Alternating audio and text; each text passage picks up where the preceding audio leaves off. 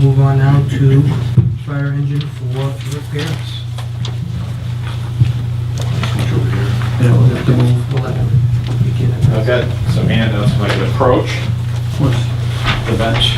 Sheldon said that, I don't know if that was good, but I got a little nervous. It sounded good at the time. Lock it up on you. But, this is the information that you had asked for at the conclusion of our engineers meeting. Thank you, Bill.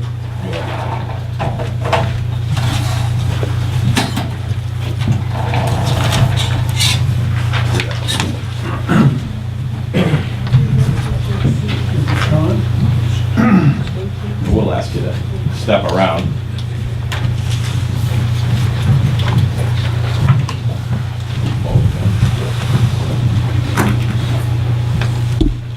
Okay.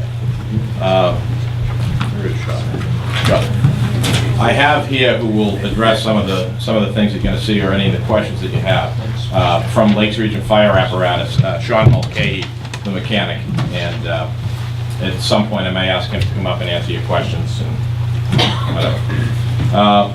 And the packets that you see that we had furnished you with two quotations. One was a quotation for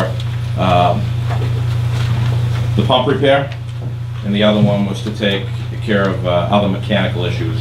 So there's two separate quotes there. You're aware of the history. Do we need to go over what we discussed Tuesday in our engineers meeting? Yes. Okay, okay.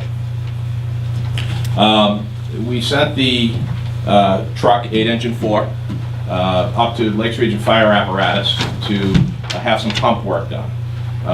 The unknown that we were aware of was how badly the pump could be damaged if the pump housing was damaged. We went up there expecting to spend, I believe, $9,000 to $11,000 was what we were budgeting to go up and have the pump work overhauled.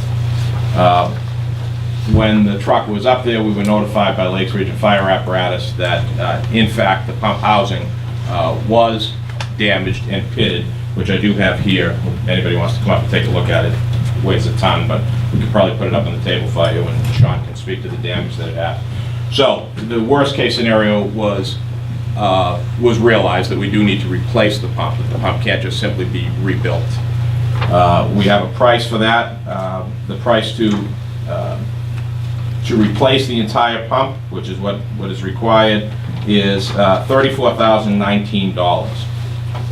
Obviously well over what we had budgeted. While the truck was there, we were requested by Lakes Region Fire Apparatus for the chief, the deputy, and myself as chair went up to view the truck because of some concerns, mechanical concerns, things that when the truck was up in the air we would have an opportunity to view. And we did just that on, I think it was Friday the 16th maybe. But we went up and the truck has serious problems in regards to brake work. The truck is not roadworthy. Many of the things were pointed out to us were worse than what we had determined, more than just average maintenance to the truck. We had a third party come in and evaluate that truck, which was a trooper that's a member of the DOT, and he came up and red flagged the truck and told us that the truck was not even roadworthy to go over the road, and the truck would have to be towed from wherever we had to move it. We couldn't leave it in the bay at Lakes Region Fire Apparatus, obviously. Their policy is they don't leave the trucks, especially if they're equipped outside in the weather, because of the equipment that's on it, and for possible theft, I'm assuming. So we have the truck towed back, and it's back here on town property, and it is underneath the fire station now. The chief has put together a little bit of a presentation that will show and illustrate what's wrong with the truck, and I'll proceed. Any questions at this point? I don't know which way to turn. Sorry. I'm the only one over here. Okay, go ahead, John. Who requested this state trooper to look at the truck? We did. We asked, well, we didn't think of a state troop per se. We were discussing it with Lakes Region Fire Apparatus. The recommendation was made that we have a third party look at this truck and based on their findings. So to be honest, with all of the difficulty that we had last fall in this procedure or to possibly purchase a truck, and the different vendors that we had been using came into question, we wanted to make sure that we were dotting our i's and crossing our t's and getting a third party so that no one would allege that it was somebody doing us a favor again. And the DOT, we called DOT, and of course we're in Tamworth, and Troop E is right there. A trooper was available and came by shortly, and we were still present, and he examined the truck. And that's part of the packet that you have there, is it speaks to the items that we discussed Tuesday, which are safety items, brakes, and that's the DOT's report. But anyway, here's the presentation put together to fill in all the blanks. Just speaks to what the truck is. Again, we all know what the truck is because we've been back and forth on this for months and months. 25-year-old truck. What its role is and how vital it is to the fleet. I'll read what it is, but every truck has its role in the department, and I've said this before, not to be redundant, but I'm sure many people drive by the fire station and see all those shiny red trucks through the glass windows and think that Guilford must be fat cat with fire trucks. Well, in fact, we're adequately providing fire protection for the town of Guilford, and each truck has its role.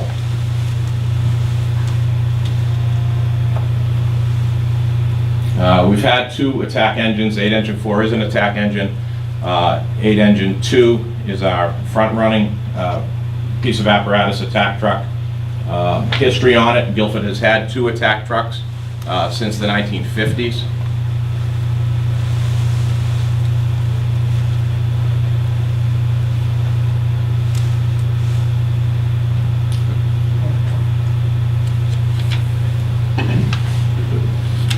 We're talking about, and this here is regarding the void that the truck is going to leave. The decision is, what are we going to do from here?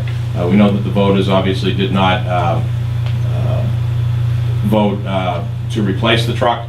Unfortunately, with what we've got going on, we have to make a decision of whether or not we repair this truck or have an emergency meeting to purchase a new truck.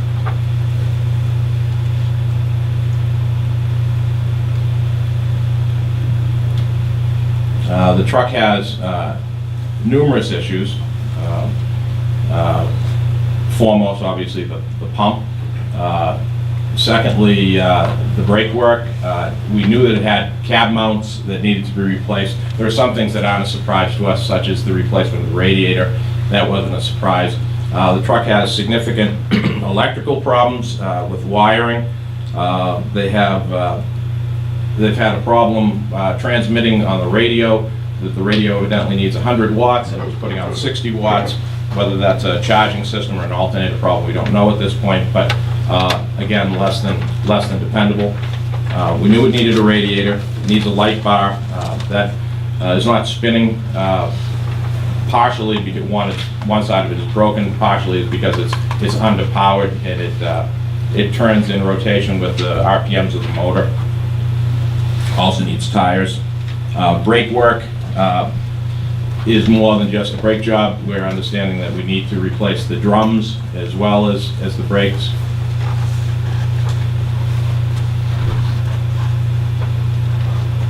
This is the chronological order of what I just described at the beginning.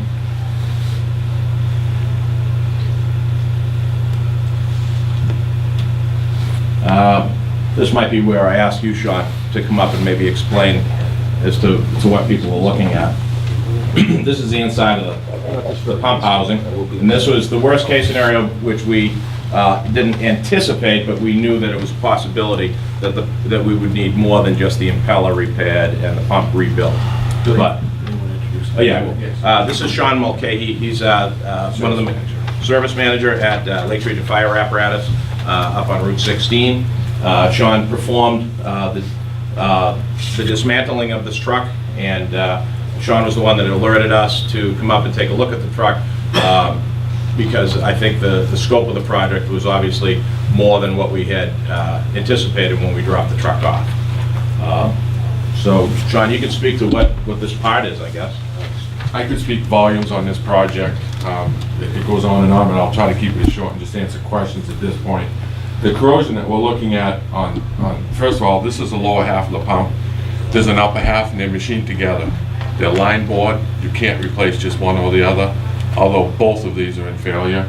The corrosion that you're seeing on the right-hand arrow between there and the bottom of the pump, it's called the stripping edge. That's when the water comes around in the impeller, that housing is designed to pick that water up, put it out into a discharge.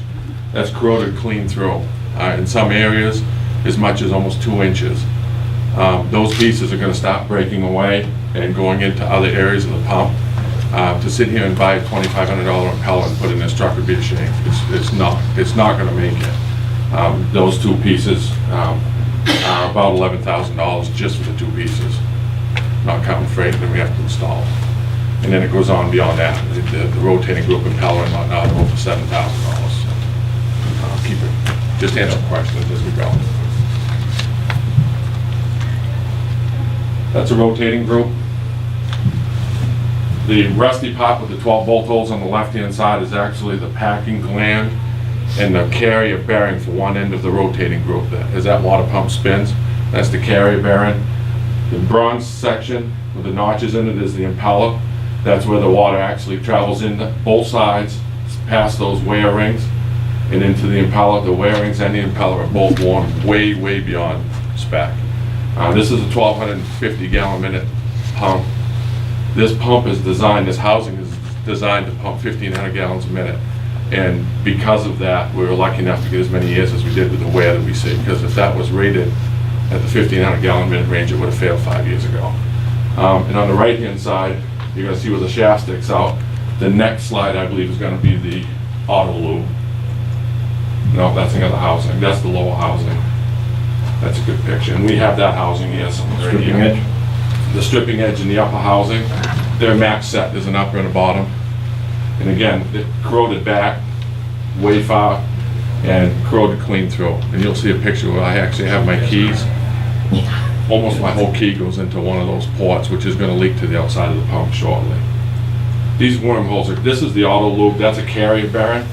That bronze bushing in the center is actually spun in that housing. It's in complete failure. So that entire housing needs to be replaced to bring that bushing back to where it needs to be. That's the barrier between the water and the oil, and that is in failure. We found that bearing full of water, which would mean it within a couple of months it would be in bearing failure and destroy that pump anyway. Excuse me. So you said the bronze bushing spun and ruined the metal housing? Yes. That was pump, and we're probably not done with pump questions. While we get the truck out, it's my job to tell you where you're going with expenditures. I called the chief and the board of commissioners and some others and started looking at the overall condition of the truck. And I'm not going to go into little things that can be fixed, but major items. Top picture on the right hand side is the radiator. The bottom of the radiator is completely rotted away. I would tell you that when that temperature outside gets to 70 to 80 degrees, that engine is going to overheat. If that had been anything but a Detroit engine last summer, it probably would have failed and seized the pistons. Detroit tends to be a little bit more forgiving. We'll run a little bit hotter before they seize pistons. Bottom left hand side is cab mounts. There's 4 of them. They're in complete failure. That truck can't get a sticker without fixing the cab mounts. Those are custom built cab mounts. It's not something you can go to Ranger. Ranger's gone. They're out of business, been out of business for years. They built those custom. Those have to be replaced before that truck can go back on the road. Bottom right hand picture is the front spring. You can see the band that goes around the leaves. It's got a bolt across the top that's broken off. Those are called stacking clamps. They're designed to keep those leaves in line. So if anything happens to that spring pack, they can't turn and cut your tires and cause a tire failure in the front or rear of the truck. You can also tell that by looking at the picture, you'll see some better pictures, I have some here, that there's gaps in the leaves, they're all separated and humped over the axle. When they do that, they're in failure, there's no water on that truck's empty right now. Had that truck been loaded, those gaps would have been twice that much. More pictures of the radiator. That's, left-hand picture is front spring again. The right-hand picture is the rear spring. And you can see if you look where they stack, 1, 2, 3, 4, 5, there's a pin sticking out of the bottom. That's where the stacking clamp used to be. That one's gone completely off there. It's probably been gone for 2 years. Truck, bottom line, it shouldn't have a sticker on it. And to drive a truck like that, you're in hazard of rolling it on a corner. They slouch over on corners. The truck needs springs front and rear. Just one of the things that we noticed. Does this vehicle get a state inspection every 6 months? Yes. It does. And Every what- March and every September. Right, and what we've been doing is DPW inspects this truck once per year, and we've taken it to an outside agency, and not the same one. We've mixed it up for inspections, just to have a second objective tech inspecting the truck. So I could see your wheels turning. It's a huge concern to us, and I could tell you that I'd be very surprised if the DOT doesn't follow up on just that. Nobody's doing us a favor slapping a sticker on the truck, or anybody's vehicle, whether it's a half-ton pickup truck in your driveway, but especially if somebody thinks they're doing us a favor. And some of the, there's some more pictures here.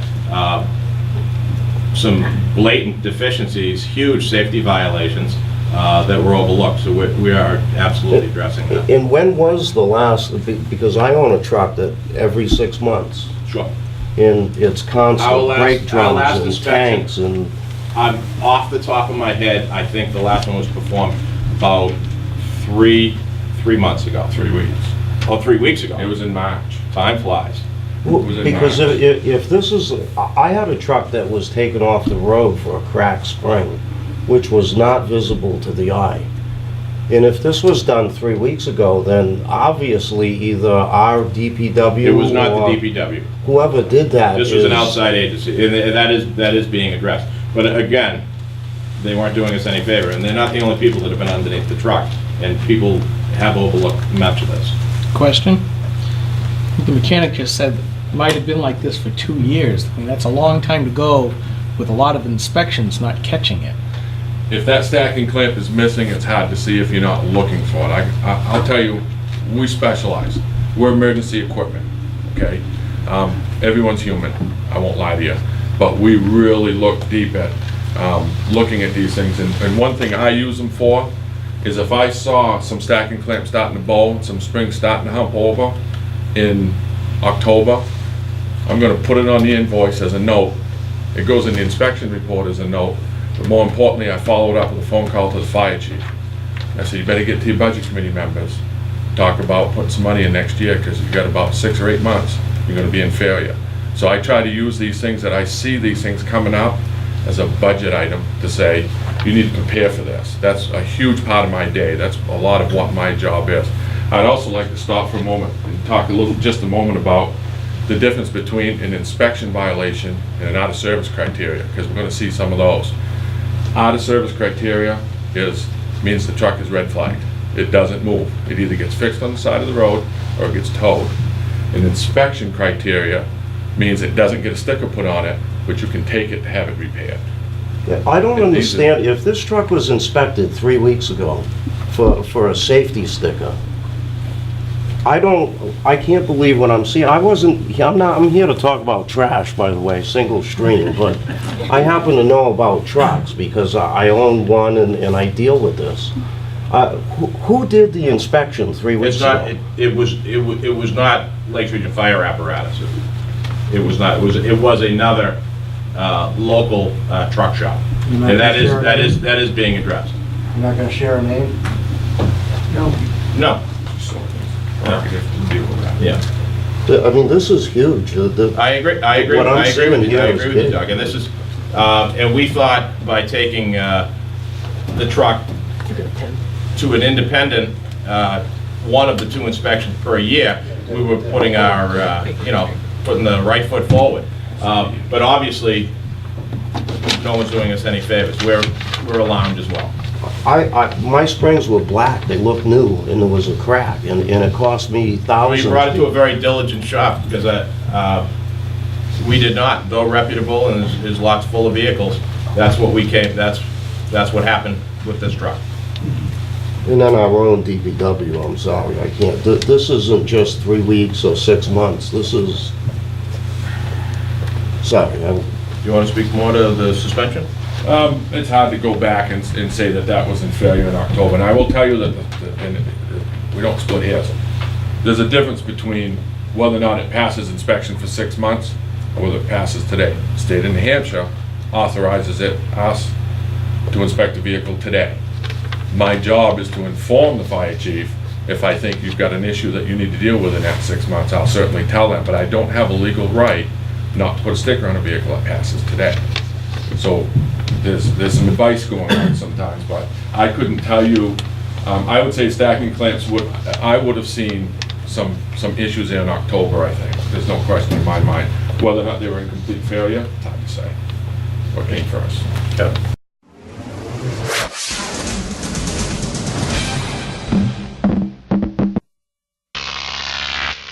Croc TV.